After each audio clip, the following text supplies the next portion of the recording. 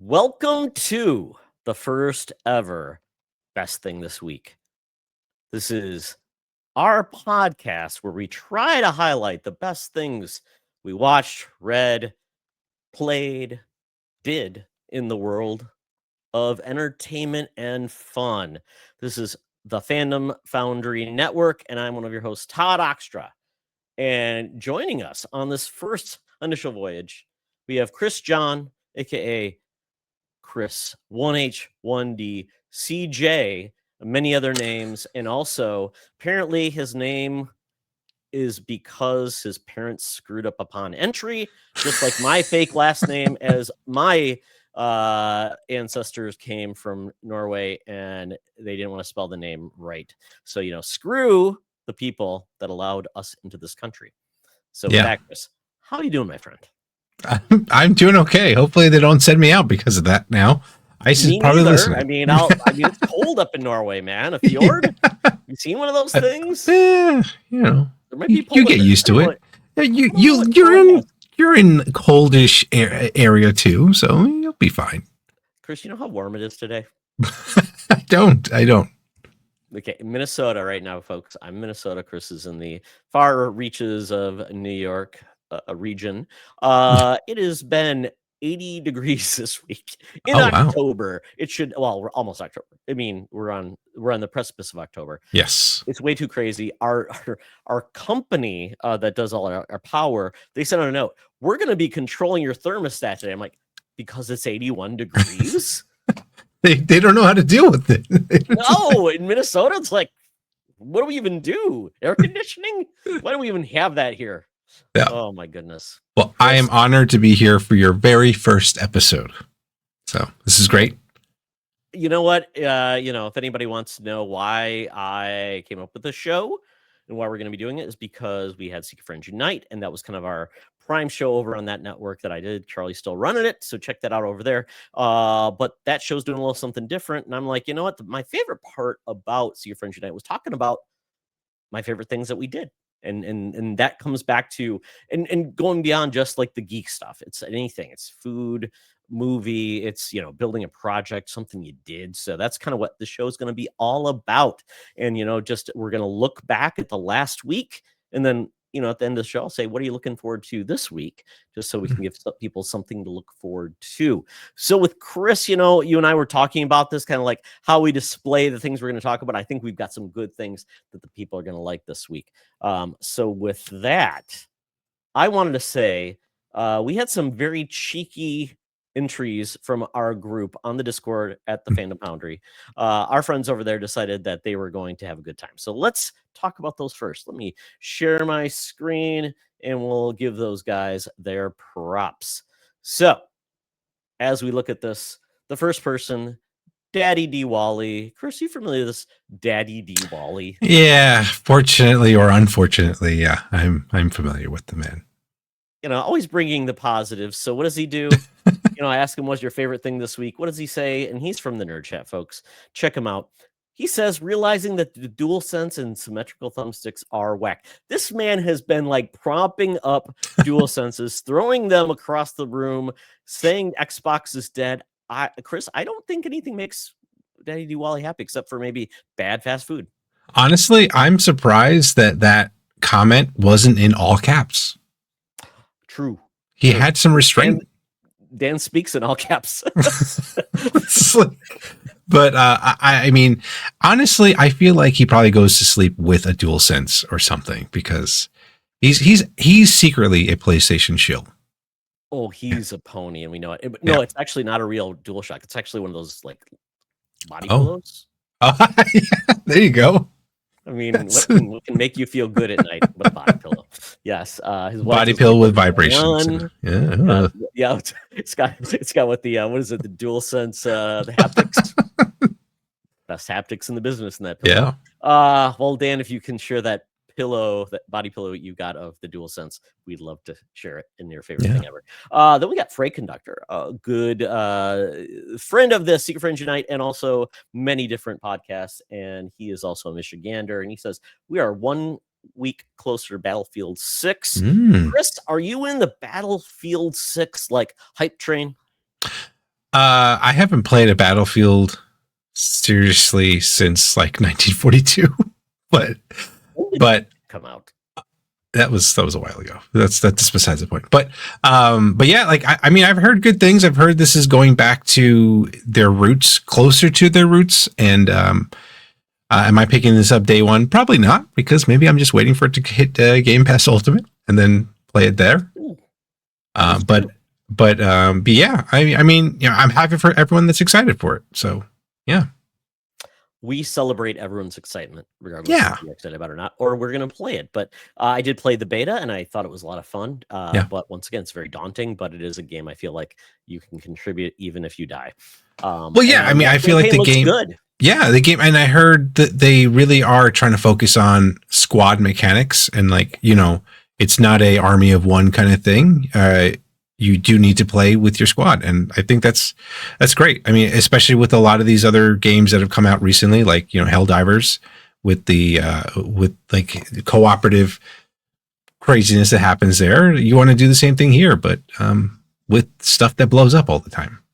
Destructible environments are always cool. You know what I say all the time, Chris? Together, everyone achieves more, and that's Yeah. Spell's team. The way of Ryuketsu, this is Clint Coombs over on Spreading the Nerd. He says, the return of Silent Hill. Glad to see the fan base turn out hard for it. Also with Freight, I need some Battlefield 6 directly to the veins. Yes, Silent Hill. We've got, you know, what is it? Silent Hill F and Silent Hill remake on PlayStation. So that's out now. It's a perfect spooky season game. Not for me, but you know what? I'm glad we're getting some spooky games. Yeah, and I'm glad that they were able to kind of revive that franchise. Like, I know it was kind of in the sewer gutter for quite a bit, and good for them. Good for them to find some sort of secret sauce again.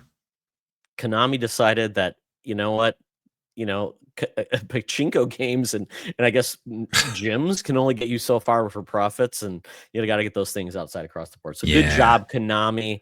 And you know what? He also says, oh, and finding out Battle Royale is returning to theaters. I believe that is kind of like what inspired the Hunger Games. Yeah. Kids on an island killing each other. What could be better?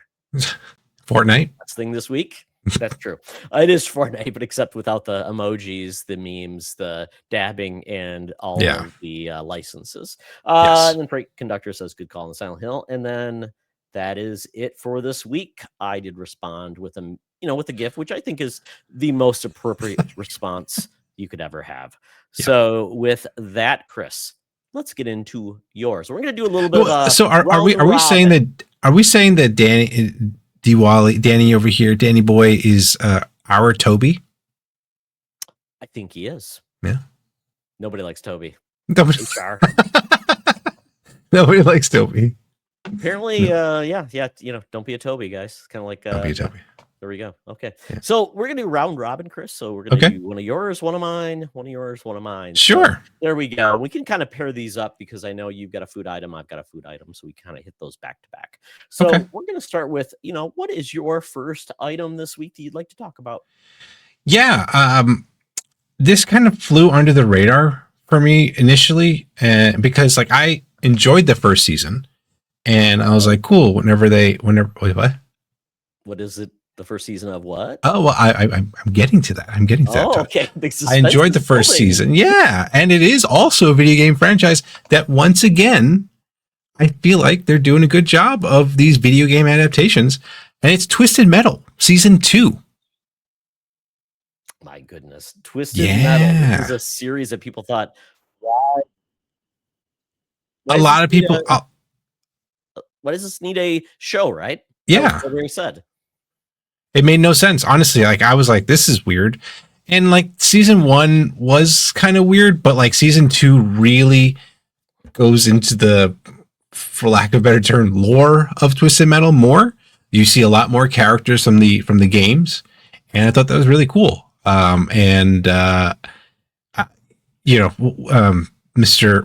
Captain America does a good job here playing John Doe. And I really like it's weird. It's just like so dark, but like still funny at the same time. So I guess you call that a dark comedy. But there you go. Yeah. But it's good. I mean, like, it's just silly, and like the episodes are like super quick. And yeah, I had a good time watching it. And I think if anyone's really into like a goofy show, check out Twisted Metal. I am on season 1, and I've really enjoyed it so far. I like the fact that they're kind of dealing with the world the way it is, and even like the one episode I just the most recent one, it was like they needed some weapons for his Subaru, which I think is hilarious. That he's got a Yeah. Subaru WRX or whatever. Yep. And Impreza, I think WRX, and then he needs some weapons for it, and he gets captured by people basically in a convoy, which I thought was kind of cool. So they basically made a society of semis that are in a Yeah. convoy where they interconnect all of these trailers, and it's kind of like a cool one-off where basically they're helping a person kind of solve a problem, and then they can make him. So I really like it's got some heart. Yeah. It's got a lot of comedy. Yeah. The acting is very well done, but they know what they're doing. They know this isn't Shakespeare. Yeah. They love it. So you know what? I will give them credit that at that point it's pretty cool. So would you say, where is season 2 compared to season 1, you would say? I think it was better. I think it was better because they added more of the game characters. I think they did a pretty good job, like to incorporate those characters in their own goofy way. Like again, the whole thing with like the wishes and all that stuff, it comes into play in this, and like, yeah, you just like, yeah, okay, I'm in. It's just like it's just a weird, goofy ride, and as long as you kind of like turn off your logic brain there, and you'll have a good time. So I think it might help people. What I'm going to pull up is the trailer for the old Twisted Metal video game. Yeah. So people can kind of see like, and this is all we really got from a story from Twisted Metal back in the day. And I pull up the PS3. Was that Black maybe? Or Twisted Metal Black, yeah. That was the last one, I believe. Was that 2? Was Twisted Metal Black was 2? I think no. There was Twisted Metal 2. I think Twisted Metal Black was on PS2. What? And let me just is that kind of crazy? I think there might have been a Twisted Metal. So let me just pull that up really quick, and I'll share my screen, and we can kind of see like what inspired this show. So this gentleman is streaming. His name is Moist Critical Gaming. Let's see. Never heard of him. Gameplay. No. So this is what it is. You're just driving a car around. The guy with his arms have been replaced by wheels. That's the thing. Axel. Yep. His name is Axel. He's in the show. He's in the show. Axel. Yeah, I love that. That's a good pun. But yeah, this is all it was. And then you got like these weird cut scenes. Like right now, you get a cut scene with a character, Sweet Tooth, and that's all you got from a perspective of story. And Sony made a TV show. Someone had an idea, and they're like, "All right, why not throw it up there?" That's what happened.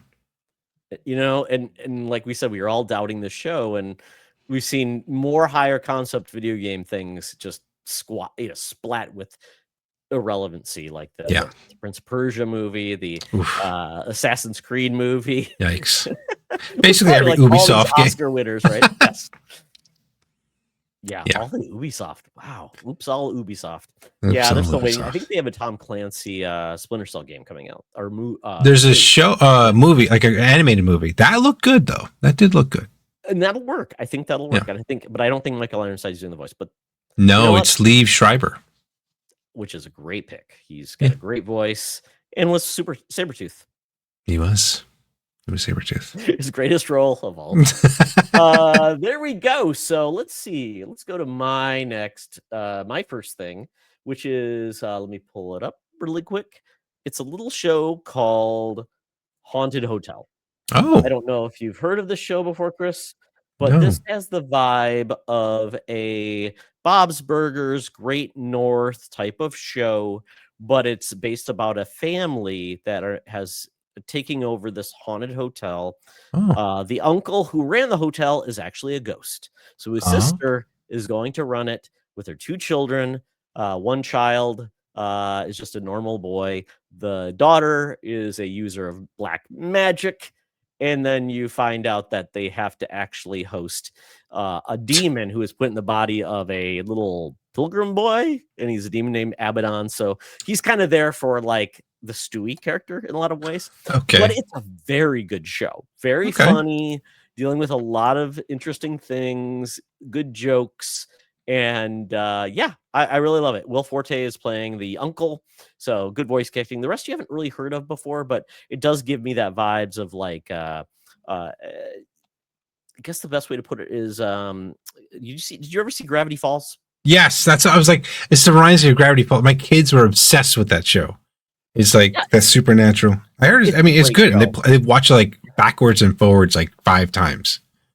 I watched it with my Crazy. son. He loved it to pieces. That show has a Yeah. lot of unique like ongoing story elements. There's some Mm-hmm. really deep stuff. You look for it, it's great. And that guy did a show called on Netflix. He did another show about basically a group of people that work for a real shadow government that is Oh. behind all the conspiracies. It's absolutely hilarious. It's Oh. very like there was one about Keanu Reeves was a vampire because he looks good forever, and about celebrities that are actually vampires. They have to take him down. It's very funny. But yes, so this is kind of that feel for shows we're getting where it's a good mix of kid entertainment, it's Mm-hmm. adult. Sometimes it could be a little disturbing for kids, but it's highly entertaining. My wife loves it. We've really been getting into these type of animated shows. It's kind of like our Nice. thing. So Bob's Burgers coming back, but this show has kind of filled the void, and it's been great. So it's out there Nice. on Netflix, Haunted House. So if you're interested in a very fun animated show where it celebrates the spooky and the goofy, check out Haunted Hotel. It's very cool. Interesting. Yeah, Not sure if I we're gonna get didn't. in I a did. second season, but yeah. Oh, okay. Well, I mean, and I saw it was by the creators of Rick and Morty. That's kind of cool. Which I've is never really funny gotten because into. Yeah. Sorry. you haven't gotten into Rick and Morty. No. I finally did. I finally dove in, and it really is a roller coaster ride because if you can get over like the weird things with Rick and Morty, you can find some really cool things within it from a science Yeah. fiction, from a deep, like even just emotional thing, which you wouldn't Mm-hmm. expect, but it's there. They made another show, which unfortunately was it Justin Roiland is the Yeah. creator, kind of got removed, so he's been removed as a voice actor. And then he did another show called Solar Opposites, which I've really enjoyed. He was Okay. also replaced on that show Wow. with a British actor, which is I find so funny. They replaced him with a British voice actor. They just changed the voice up, but it's great Jeez. with this alien family that crashes on Earth, and they're there to find a planet to. It's kind of like the Superman story, but they sent off like 100 people, and they're clones. So there's Huh. 2 people, and they each have a clone, which are like kids. So they end up just like becoming a family there, but they don't even hide that they're aliens, and their spaceship has actually crashed on top of the house. And there's all these weird subplots, like the fact that one of the alien boys, he shrinks people and he puts them in like almost like a dollhouse type of environment. And then there's like this subplot about the people that live in the dollhouse. Oh my Like, gosh. there's all this political intrigue. It's so crazy, but it's like kind of brilliant if you think about it. Yeah. But it's just an animated show. So yeah, the fact that it's from and it's like the creators of Rick and Morty, they went on to make that Star Trek show, which was Lower Decks. So Uh-huh. it's kind of neat that we've got things that are getting more of these animated takes that aren't in the mode of The Simpsons. Yeah. In some ways. Yeah. Cool. Very good. So Chris, what's next? Well, I heard about this. I heard that the movie was coming out for the book called Project Hail Mary, and I was like, and also I was part of this book club that was talking about it. I was like, you know what? Let's give it a shot, and went on with Libby, and I actually got not the audiobook. I read the book, and I could not put it down because it was that good. Heard about that. I think we were talking when we were playing Split Fiction. You talked about this book. Yeah. It grabbed you, and I'm like, it's amazing when there's authors that do that. It's like, yeah. Is it the way he writes? Is it like the dialogues? It was like I was all of the above. Like I think it's written in first person perspective, but like, and the thing I wish that they did with the trailer, that they do in the book was just like, it was so cool because like the way that he describes everything is like he basically wakes up and he doesn't know where he is, and he's got to figure out his surroundings, and like he can't move, and it's all this other stuff that happens. It's like all this crazy stuff that happens. So I feel like the trailer for the book or for the movie does not do it justice, like how it's like portrayed. I'm also kind of curious how they're going to do this whole thing, because it's like the other thing that was just fascinating to me was how he was able to kind of simplify a lot of the science stuff that was happening, and I was like, wow, like okay, I kind of understand this, and it's like, it was just so well done. I will say though, the book can feel a little like a lot of things had to fall into place for some of the stuff to happen. And it's like one of those kind of like Twisted Metal. Like if you kind of just go along for the ride, like you're just like, okay, this is really cool. Like there's a lot of tension. There's a lot of emotional stuff that happens and heartfelt moments. And yeah, I just thought it was a really well done book, and highly. And the plot is essentially. Oh yeah, I mean the plot. Sons are going missing, right? Is that what his sons are going missing? So yeah, like so basically, there's something that's causing the sun to rapidly cool down, and essentially the Project Hail Mary is them trying to figure out what is causing this, and you just kind of go through this whole experience. Like there's some time jumps in the book as well, and but it's all, I think it's all done really, really, really well. Very cool. So folks, if you've seen the trailer, but you're interested in how the story was created and maybe a different take, and I'm a big fan of when movies and books can be a little bit different, but have really a cool way of telling kind of the same story, but just different based on the medium. So I'm hoping they nail both, right? It's like they respect the book, but they do their own thing with and obviously the cast looks amazing. So the fact that the book is so great, that's amazing. So I am interested. I'm a horrible book reader. Chris is a late person who finally was diagnosed with adult ADHD.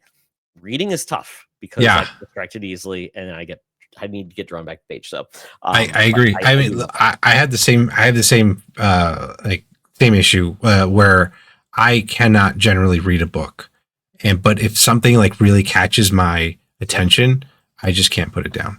So it's like I was much better at reading when I was younger. And I love that. I would be like, that's what I did my lunch breaks when I was working in college. So like I would just read for like, let me just get these pages in. I can't put this book down. It's great. So that's amazing. Books, guys, try to read them. That's why I read the funny pages, the comic books, because hey, it's a lot. It's a quicker read, and then I can still get a good story. But I do appreciate it. I do try to do more books on tape and audiobooks, and those Audible books are great too. It's a great way to just absorb a story. So awesome. So for myself, I'm going to go with, and I know Chris, we might have a little beef here. This was one of the best thing this week for me, from a perspective of a fanboy, from a video game perspective, but also from my heart.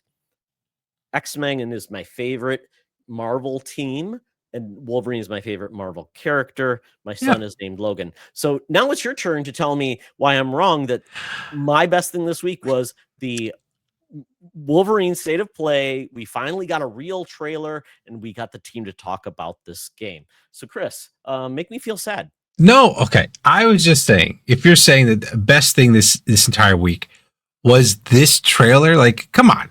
There's other things that are better than that. Gaming for me, I would say. Okay. I guess. I don't say one thing is on top of that, but these are the best things this week that made me feel like this week, despite all the bad things in the world, made me feel really good. Okay. Despite Wolverine, enough. As you're seeing dismembering people and in the trailer. By the way, folks, watch the video of this, because you're actually going to see the things we're talking about with the trailer or something like that. And hopefully, I'm sure YouTube will probably defund me, but that's okay. I don't need the money from YouTube. I'd rather entertain you with a cool trailer. I guess like a lot of the things, are they like cybernet? Like, are they cyborgs that he's doing, but they still have blood? Like, are they like just genetic? I don't know. I guess I'm trying not to overthink this. So just to give everybody who's new to this, maybe didn't watch the State of Play, but Insomniac announced a Wolverine game back in 2021. Yeah. a long time ago. Some things were leaked, and all we got from at that initial display was Wolverine at a bar, and that was it. So we got Yeah. a feel for kind of what they're going for. But in this trailer, we finally got a showing that this is going to be essentially a take on Wolverine inspired by the comics, and it's going to be utilizing his flannel era in basically in Canadian white, Great White North. It's going to also be Wolverine in the yellow costume. We're getting a lot of his rogues gallery, like Mystique is in this, Omega Red, one of his classic villains from probably the late 80s, early 90s era, Jim Lee era. And then we're also getting a Sentinel. So which leads me into, Chris, some of the things that we saw with the X-Men back in the day was the fact that we got we're just going to pause right there. That's a good point. But one of the things we did get back in the day was when we had the Sentinels, which were the old school ones, like the Omega Sentinels, which we saw in the one picture. Maybe I can scroll to them at the end. The Sentinels are amazing.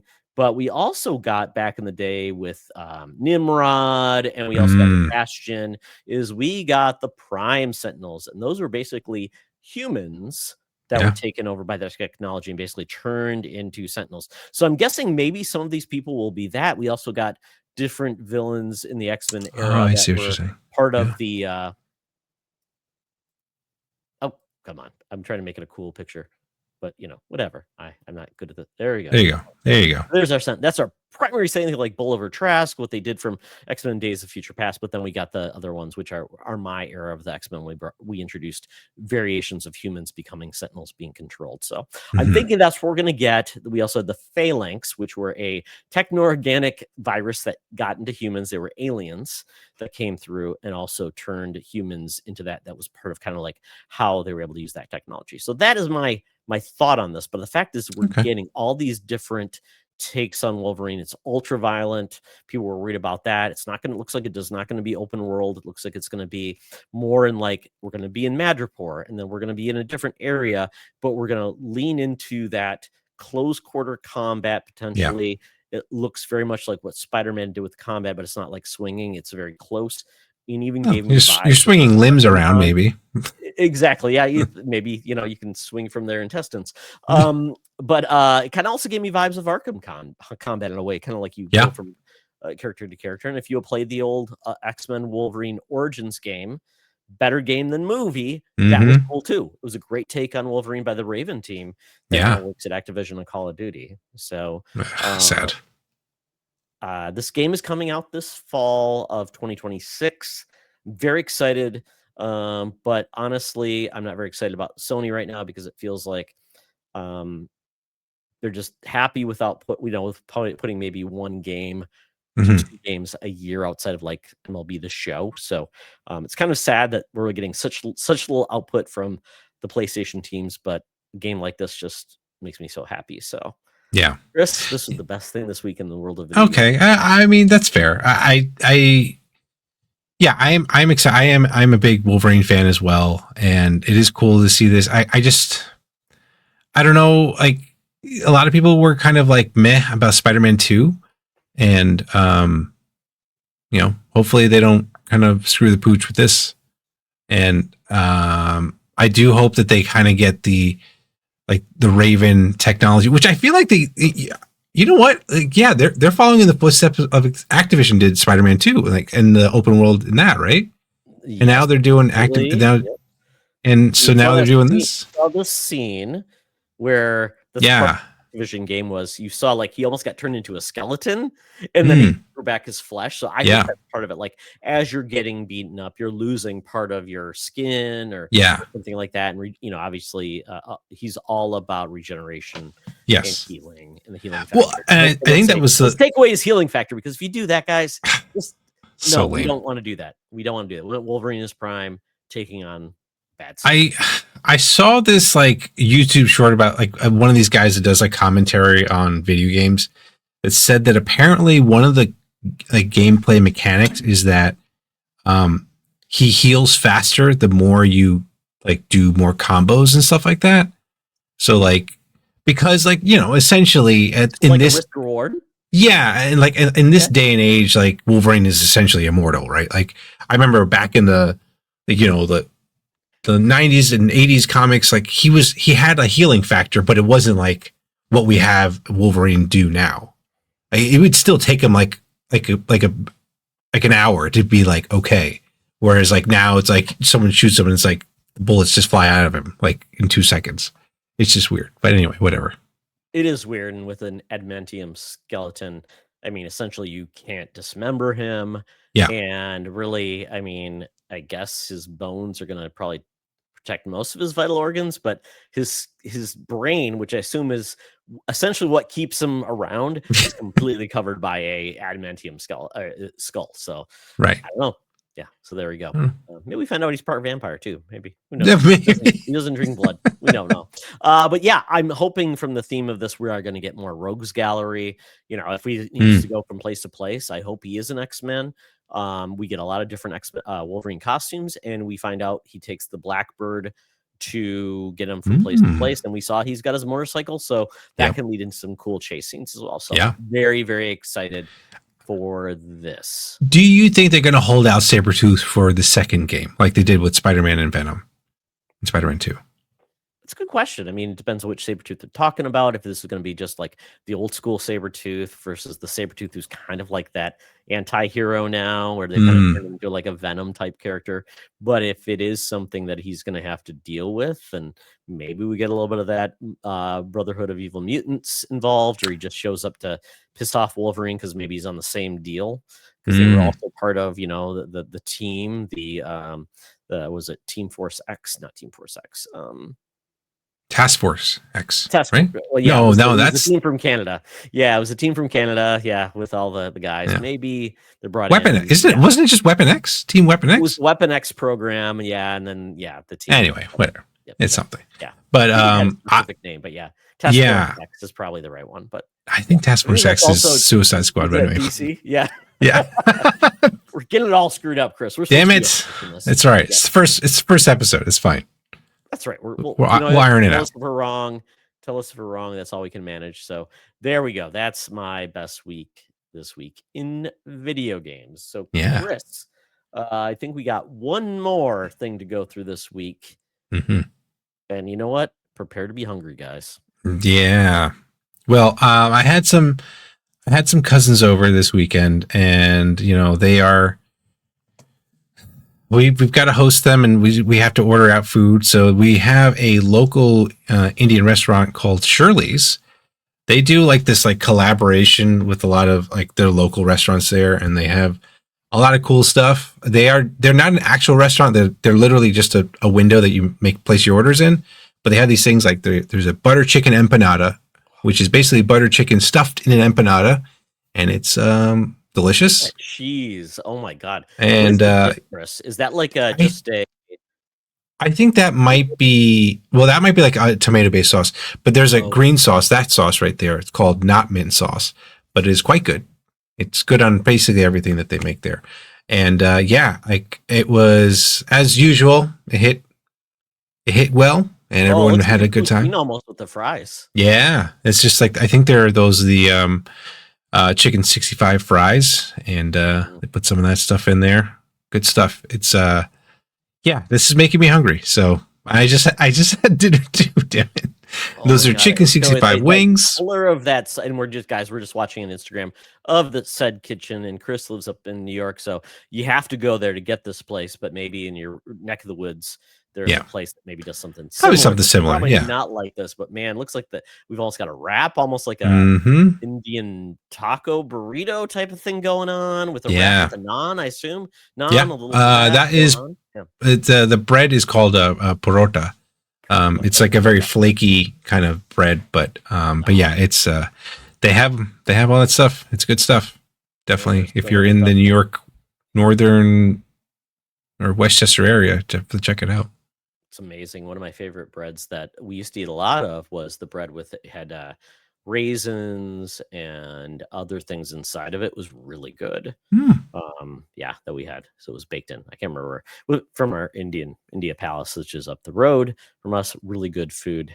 My goodness. Oh, it looks so good. When I see that dark red sauce, though, Chris, it makes me feel like something is going to eat my soul from a food perspective. Or is that It's just a not. lie? They're not very spicy. It's not a very spicy place. I think they cater to, a people in the Well, base. all the white people are eating there, Chris. So I guess they're okay with it. Exactly. So And they have pizza too. yeah, well, that's kind of like their collaboration. They'll do stuff with a local pizzeria that does their stuff. It's pretty cool. I mean, they do a pretty good job of like working in the community as well, which is cool.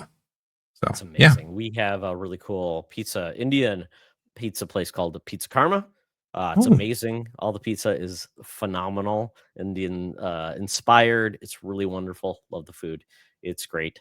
And we love Indian food for the most part because my wife is celiac or gluten sensitive. So even though she can't have the bread, most of the food she can eat because they don't eat a lot of gluten, which is great.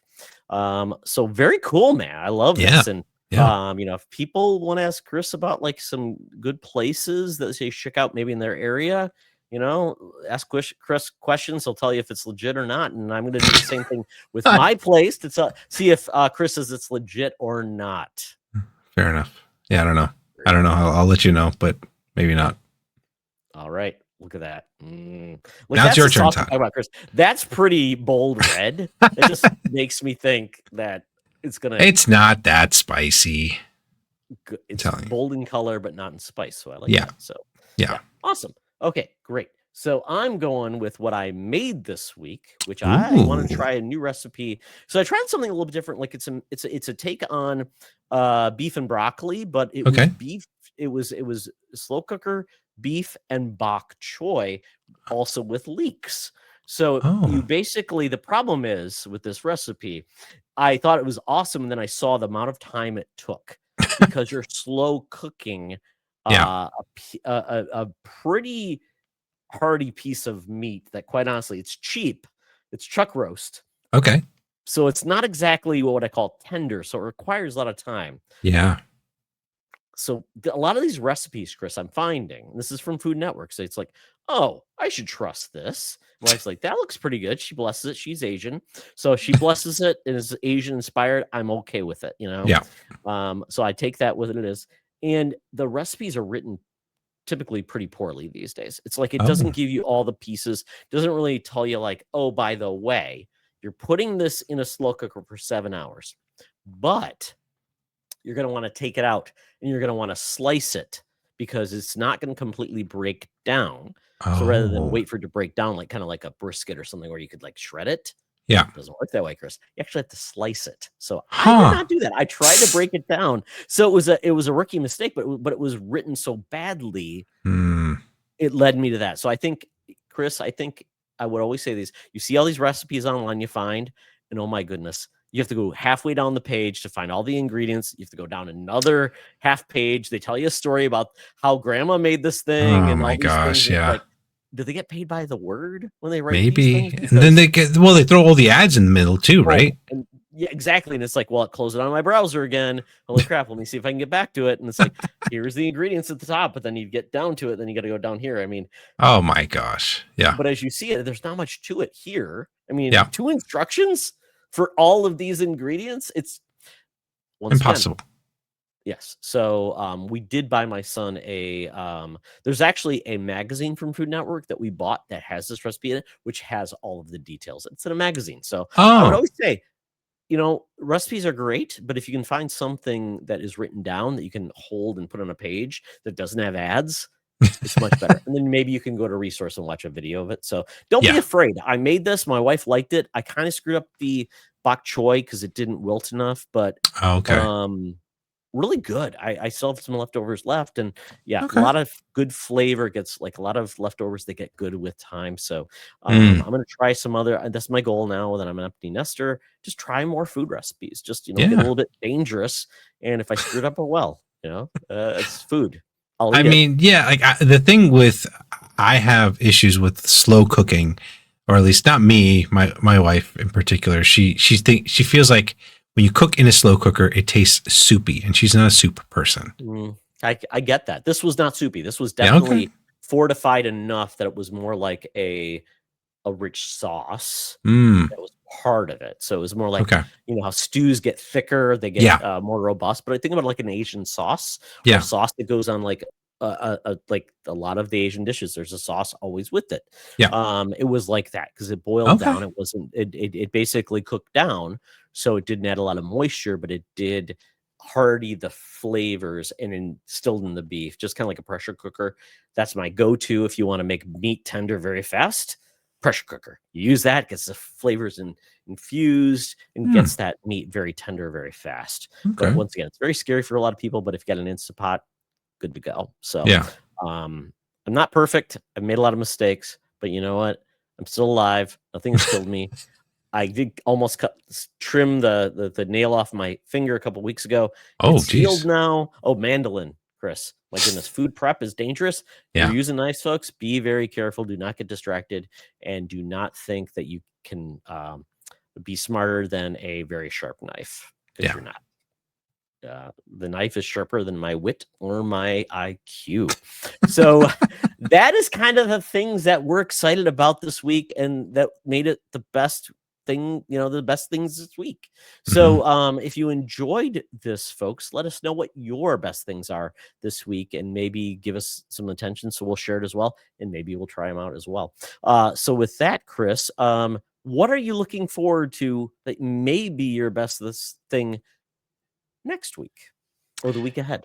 Well, I'm hoping that I will get an opportunity to finally watch Fantastic Four: First Steps, and see that streaming finally on Disney Plus or some service, or is it just on demand? Yeah, I think so. I think it's like available to download and stuff like that. So, yeah. So So I'm excited to try and watch that, and hopefully it's good. I mean, I've heard good things, and also Peacemaker. That's another thing I wanted to try and catch up on, because I've heard good things about that. So yeah, I'm excited about that. In terms of gaming, I don't know. Nothing's really like caught my attention recently, but in a couple of weeks, that Absalom game is coming out, and I'm excited for that.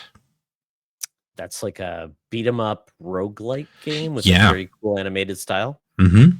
By the guys who did Streets of Rage, the remake of that. So excellent. I'm all for that. Let's see. For me next week, I am looking forward to, because Gamefly said they're sending it to me, and that is Ghost of Yotei. Ooh. So I'm very excited on PlayStation because I love Ghosts of Tsushima. That is the sequel. It's a different story with a different protagonist, where she is looking for revenge on people that killed her family. So I love that.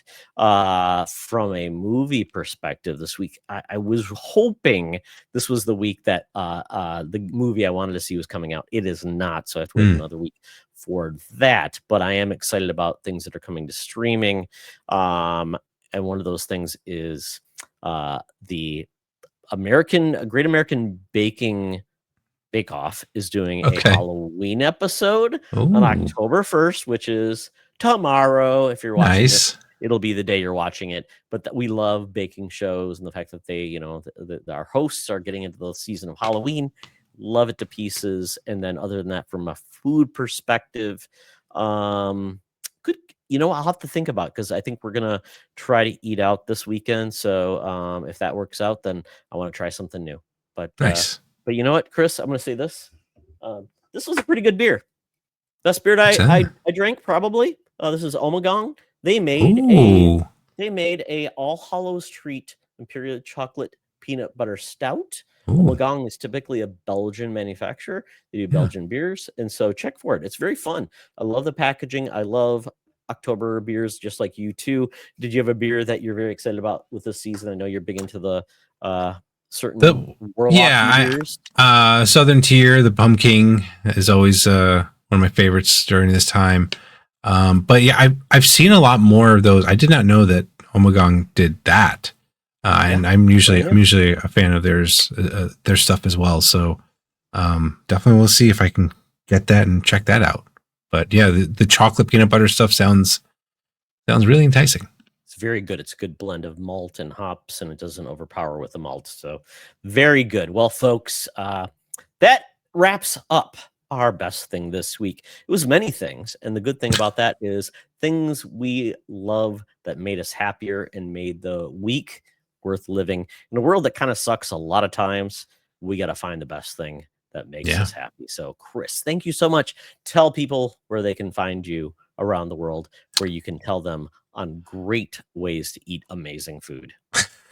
Well, I don't know how much I do that anymore, but yeah, I mean, again, Todd, thank you so much for having me on for this first episode. Super excited, so glad to hear about stuff that, you know, Haunted Hotel definitely seems like something I want to check out.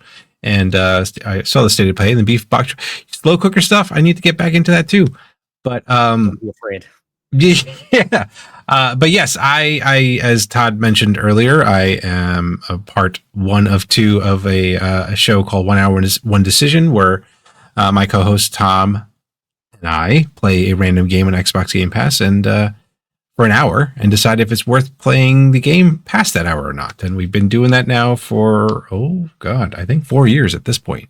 And yeah, been surprised by a lot of stuff that we've played, and it's been a good time. And where can you find me? You can find me on some of the Discord servers that Todd is in, Nerd Chat, and your Discord. Don't forget to post that up too. But I'm sure you will, because this is your show after all. but I guess we have to.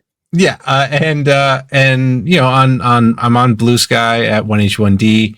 Super happy I got that handle there, and on Twitter at TC1H1D and Threads at TC1H1D. And I'm trying to do a little bit more push on Instagram, which I think that's also TC1H1D. I saw you talking about your show, Chris. It was very cool. Yeah, so it's just video editing is such a pain. Anyway, but yeah, that's all I got there. So, but thank you again. Very good. And by the way, the best thing, as always, is always the 1H1D Game Pass Journal. Find it where you find good, really awesome journals around the internet, especially on Amazon. So check it out. Yeah, Chris will tell you how to get it. It's on Amazon. Pages, you can make notes and have fun.